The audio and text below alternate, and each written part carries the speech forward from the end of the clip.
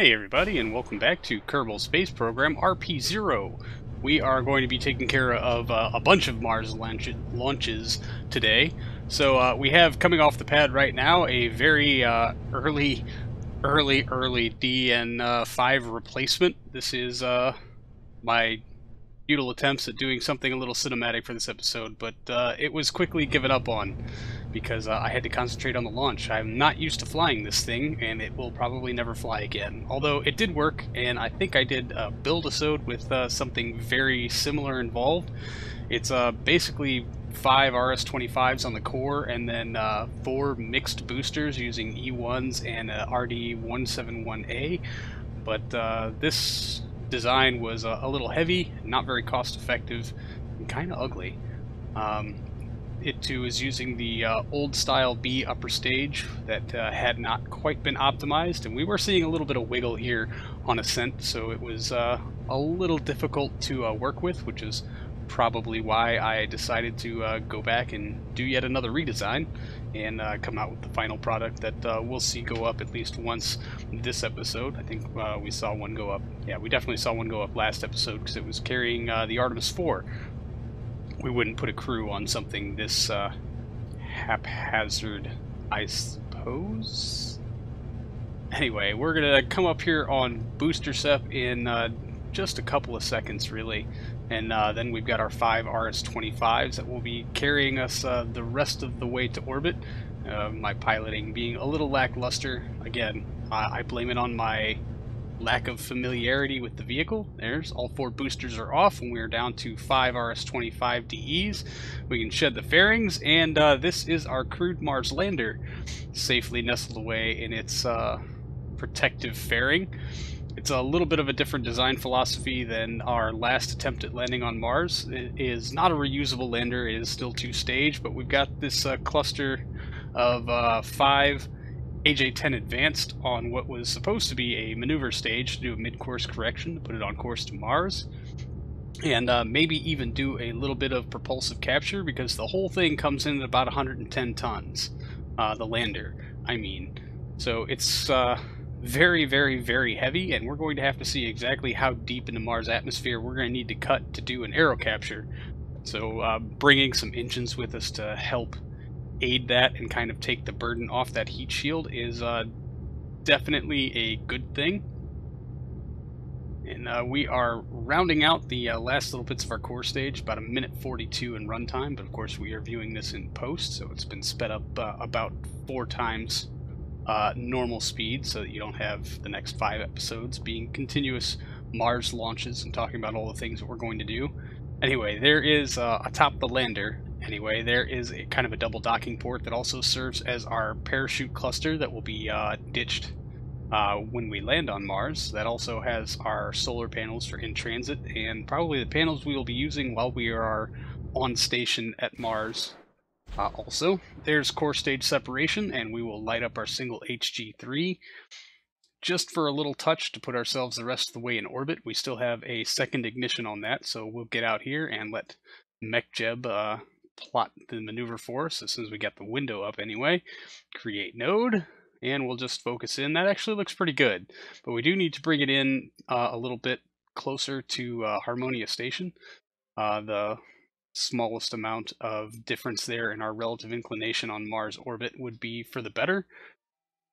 So we'll just get a nice little assist from the lander and the interstage thrusters there before time warping around the planet to make our Mars insertion burn. Again, only 1 ignition left on that HG3, so we're going to try to maximize it to the best of our ability. And we do have a good light, fantastic, and it is quite a long burn, almost the full 9 minutes. I think we actually have a bit too much fuel in this stage. I think it was 10 minutes 20 seconds, which would put us 20 seconds over our rated runtime for this HG3.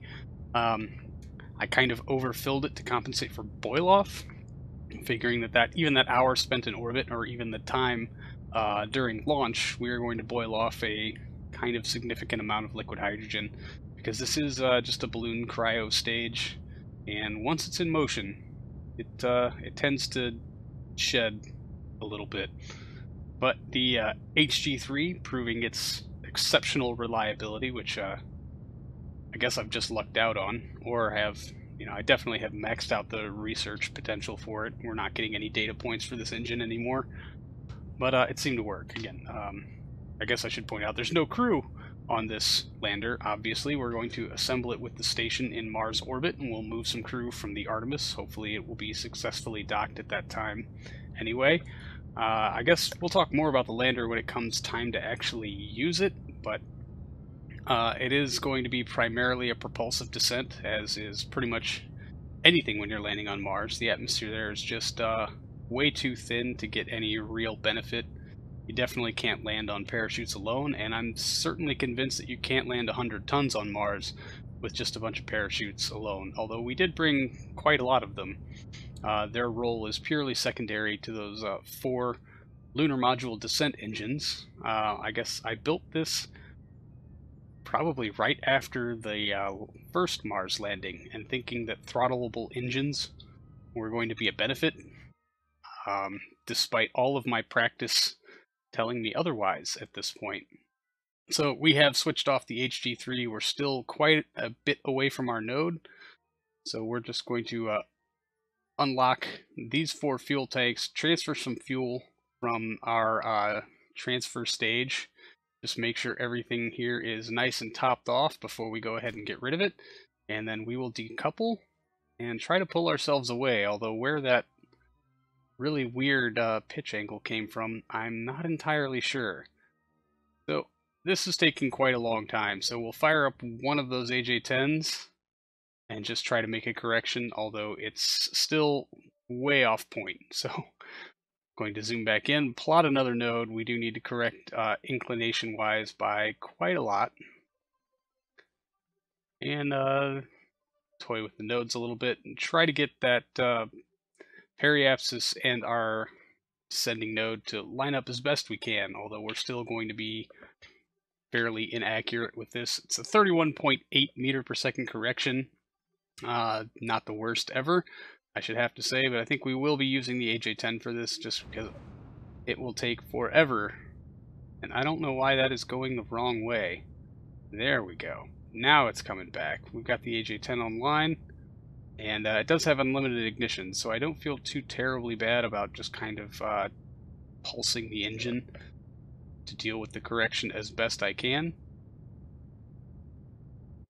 Yeah, almost. So we'll just try to back it up a little bit. Of course, it's going to fight me because the SAS wants to do whatever the hell that it wants to do. But we'll use our IJHKL H and N keys to bring this in as best we can. And then come back and lock the tanks, make sure it can't do anything stupid when we're not looking, and we'll go ahead and get the other 4 AJ-10s activated just to make sure that they are available when we need them. We actually, well, we do have long-range comms on this, so should we need a mid-course correction, we'll be set to go. Anyway, we're going to start rolling out our Mars car and get back to the launch pad. And here we go. This is a much more modern, up-to-date DN6. This is carrying our Mars Rover. We're actually going to try something a little bit different with this DN6 because we are very, very, very much underweight. And why that bottom tank was deprived of most of its liquid hydrogen, I do not know, but we will be topping it off from our MainCore tank. We are actually only running 4 of our RS-25s. We have 2 of them not firing currently. They are off. But we're going to try to maximize everything we can out of this core stage and see if we can't use some of them to help with our Mars injection. Like I said, we are really, really, really underweight on this launch. So I think we have a little bit of room to play with, and it's going to give me an excuse to toy with a separate idea that I guess we'll get to after core stage separation. But a little bit of wiggle involved here. You can kind of see it jostling around. It does want to fight me a little bit, but it's nowhere near as bad as some of like the RAX platforms were as far as their instability in flight, and it doesn't tear itself apart, which I think is a pretty good sign that it's going to be a successful launch vehicle. So aiming just a little bit higher than we normally would, we'll just kind of lean into this a little bit more, making sure we can still build a decently high apogee, because we won't really be able to correct it too much. There's booster SEP and fairing SEP. Now you can kind of see our Mars rover tucked nicely within its own Aero shell fairing. There is a stage below that again was intended to finish out the Mars transfer burn and maybe do some propulsive capture at Mars, or at least aid with it a little bit, because the heat shield is hidden below that even. So both the HG3 upper stage and the mid-course correction stage will have to be shed before we can land it. This does not have a docking port on it. This is going to act as our target for our landing approaches for everything else that we put down on Mars. And of course, because it has wheels, if we miss, hopefully this will be able to drive itself to wherever the crew should touch down, but they are going to be using this thing as a target, and because it's self-sufficient, we don't need to dock it with Harmonia Station first. We can just go ahead and put it down on Mars and work the rest of it from there. Brake lights shining interestingly through the Aero fairing.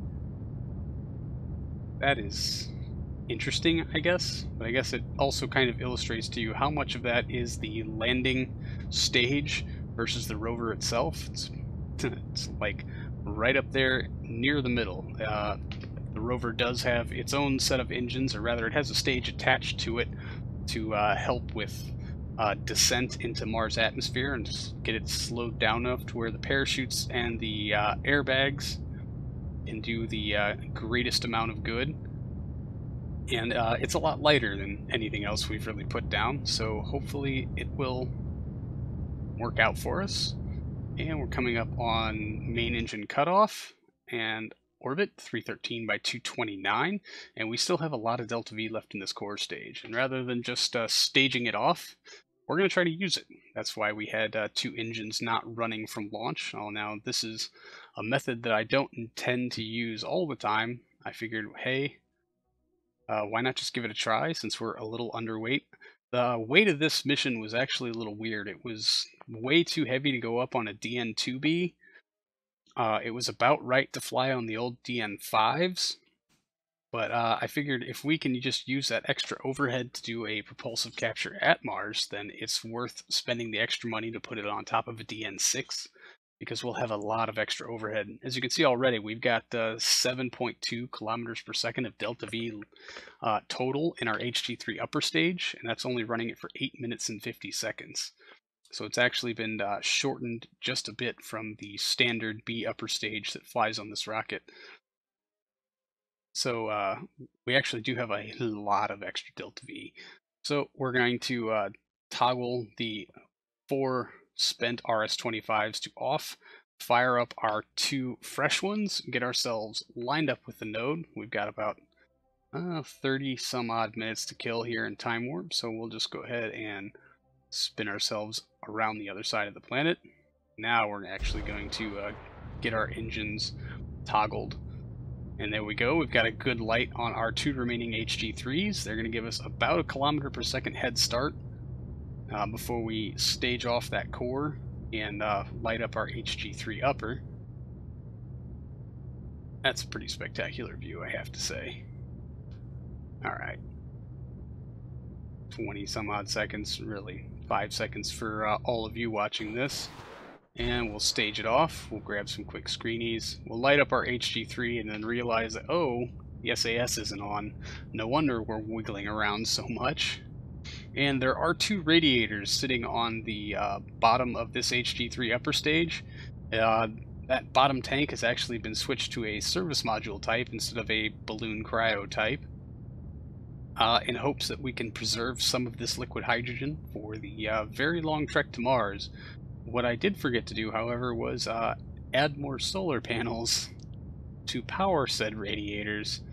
We've got the 4 that are on the capture stage. There are, I believe, 2 more on the descent stage, but that being covered by the Aero shell is not going to do us too much good. So we'll have to angle this thing into the sun during transit and see exactly how well any of that works out for us. Thrust to weight ratio on it's not great. Definitely overall delta V suffered, so that's why the main tank was shortened, was to preserve the weight of. It has the same mass as the original HG3B or HG3B upper stage that flies on the DN6. That's a lot of letters and numbers. Interesting. But yeah, shorter runtime, shorter tank, same mass, because service module tank, not balloon. That's why. So we're just going to switch out to the map view and see about how accurately we can get any of this. We've done a throttle back on that HG3 engine. It doesn't give us much throttle range, at least not a very useful one, but we can try to pay attention to it as closely as we can, and the closer we get to Mars, I'll zoom in. Oh, yeah, we are way off, mostly in the normal, anti-normal, or yeah, I think that's the axis I'm thinking of. Our up and down axis is way off. So we're actually going to sacrifice some fuel from our capture stage here, because I would like to use that last ignition for the HG3. As you can see, we got about 4.3 kilometers per second left in that stage. And depending on how much liquid hydrogen we can keep in there for the trip out to Mars, that's almost an entire, I mean, it is enough to capture. It's not enough to get into a nice low orbit, but it's enough to get us most of the way there, which would be really useful when you're trying to aero capture something. Now, this is a whole lot lighter than like our lander or the Artemis, which are going to have to very deeply aero capture. I mean, I'm very terrified really to see what kind of altitudes they're going to have to come in at to even capture at Mars, using nothing but the heat shield and that super rarefied atmosphere. So now there's a very long stretch of me refueling these two tanks from our capture stage and holding the H key while under time warp to try to bring this in on some kind of worthwhile trajectory. It takes a very, very long time. So I've done all of you the gracious favor of speeding it up for you in post. And with that pretty much done and out of the way, our course plotted, there's just some fuel to be locked and a few other minor logistical things to take care of. We'll just transfer fuel back into those. We'll need them to ullage that HG3 back online when it comes time to perform our propulsive capture. Make sure our radiators are working just fine. Take a quick save and just look around. This thing is it is pretty, but I could not help but wanting to double check. I've plotted this node out here just to give us an idea of what it's going to take to capture at Mars. And there it is, about 3.5, well, maybe it was 4.5 kilometers per second. We're looking at 6 total to get into a nice low orbit. So we will just go ahead and bring up Kerbal Alarm Clock, make sure we're dealing with the correct node here, and then switch back out. Now this is our Mars hopper. I did not do a build-a-sode for this, but basically it's the idea here was that if the rover failed, that contains all of our scientific equipment. We will need some other means to gather data to study in the lab, should things go wrong. And so if we don't need it to go to Mars, we can probably take this thing out to Phobos or Deimos and gather a bunch of data there and give them something else to study in the meantime.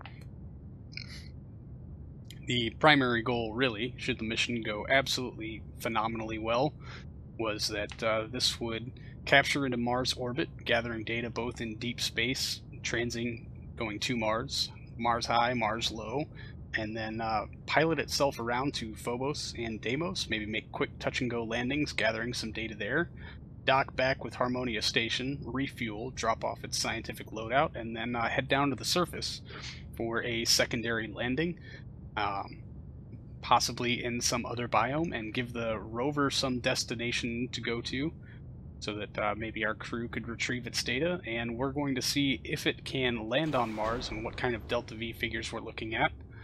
But the launch profile was sloppy. This went up on a DN1A. I have stretched the upper stage a little bit because we are way under tonnage with this probe, added a service module tank and what was supposed to be some radiators that got taken out by the fairings. But because our launch profile was a little, shall we just say, sloppy, this A upper stage is not going to have quite enough oomph to get this thing on its way to Mars. So the radiators were kind of a pipe dream. I'm not even going to deploy the one that's left because we are going to burn through this entire upper stage making our Mars transfer. Right now we are currently trying to circularize our orbit so that we can even hope to go to Mars in the first place. And apparently I did not switch these from the RL10A4s back to the RL10-3A-3. So they do have a shorter runtime, but more thrust. There is most of an orbit, although we are coming up on periapsis, which is well in the atmosphere at like 60 some odd kilometers. So we're going to aim ourselves radially out. Maybe that's normal. I can never remember. And kick these engines back on. They do have about 10 ignitions, so it's actually no big deal at all to make a quick puff of the engine, bring our periapsis up to 142 kilometers, and just kind of hope that that's going to be good enough. But we're certainly not going to hit Atmo, and that was really our biggest concern. And I love how it just kind of pivots us back and forth just a little bit.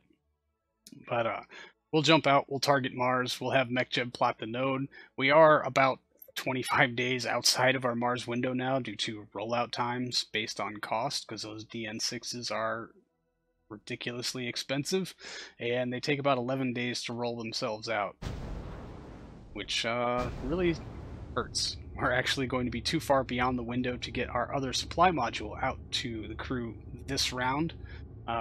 Not my greatest concern, though. Should everything go well with the Artemis, it should have enough fuel left in it all on its own to get itself home.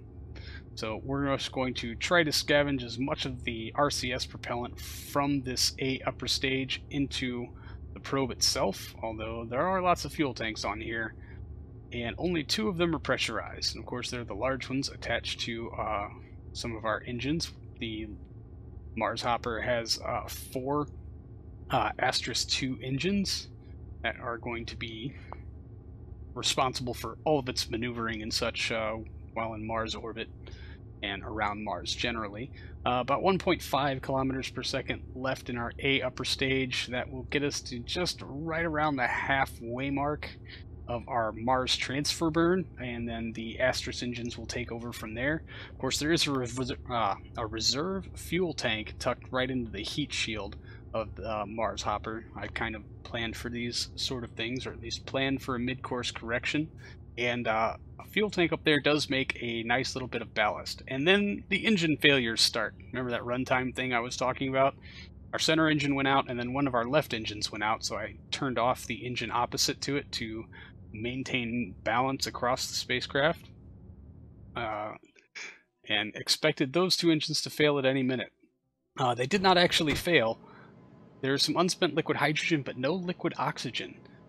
So apparently when I switched the engine type, I forgot to adjust the fuel ratios also, which cost us a good little bit of efficiencies. But we'll jettison that stage away, light up our 4 Asterisk 2 engines, and try to finish out the burn to get us the rest of the way to Mars. Of course, there will be a large bit of correction to follow those things, because, I don't know, maybe my timing's just way off, but since we are making an off-plane transfer, we have to dump a bunch of extra delta V into correcting for inclination instead of just heading straight on out to Mars, which does tend to cost you a lot of extra delta V. I think for these transfers, it's probably 400 or 500 meters per second extra, versus if Earth and Mars were just happen to be at the same plane and you launched into a perfectly good plane. So here's our first bout of correctiveness. It seems a little backwards in that pushing down on our, I guess it's normal, pushes it low. Anyway, it was a little confusing and it was a little hard to deal with, and it was made especially more difficult by plotting into these nodes and making a burn for them often did not result in what was supposed to result. So there's our ullage, ignition. Where's our node going? Yep, right past the planet. Now we're on the other side of Mars, and holding the N key, while it doesn't even look like our node is done, takes us way underneath it. So we'll just come back to Earth, plot another node way out in front of us this time so we don't accidentally go screaming right past it, and struggle very much to make this node go anywhere near where we wanted it to. So just for brevity's sake, we will target Harmonia Station, because we would like to correct for that bit of inclination. And now this is all just on RCS, kind of toggling back and forth between WASD and I, J, K, and L. Yeah. What seemed logical to work actually did not work at all, but we'll try to get the inclination mostly taken care of.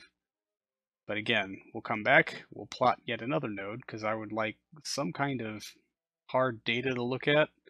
This thing should have some fairly balanced RCS, but that does not take into account the heat shield or the tank attached to it. It is not intended to dock with those things, so they were not attached when I did the RCS Build Aid for this craft, which does tend to make things a little weird. But again, relying entirely on RCS and using 2 sets of keys, we were able to get it into something that is not too terrible, or at least something that I'm willing to correct for once we are in Mars SOI. I would really like to be done with it. So we're just going to come back. We're going to rebalance some of our fuels, mainly just getting all of the fuel out of that heat shield tank, seeing what kind of Delta V we have left, because we'll need some of that for docking, and possibly a little bit of a refuel before we go off to perform the rest of our duties, although we will make an assessment around those lines once we are at Mars, and we can determine how much exact Delta V we have to work with, and what kind of mission parameters we would like to accomplish first, i.e. maybe we'll take straight from Aero capture to Phobos or Deimos, depending on what our orbital path and inclination look like, and how much of a correction is needed to go between the inclination of Harmonia Station and the inclination of Phobos and or Deimos. But we'll get to all that in quite a while. Little Hopper here took a very roundabout course and is not going to be at Mars for more than a year's time. It's like 1 year, 20 some odd days, whereas everything else we have launched this window is going to be there in about 130 to 120 some odd days, give or take.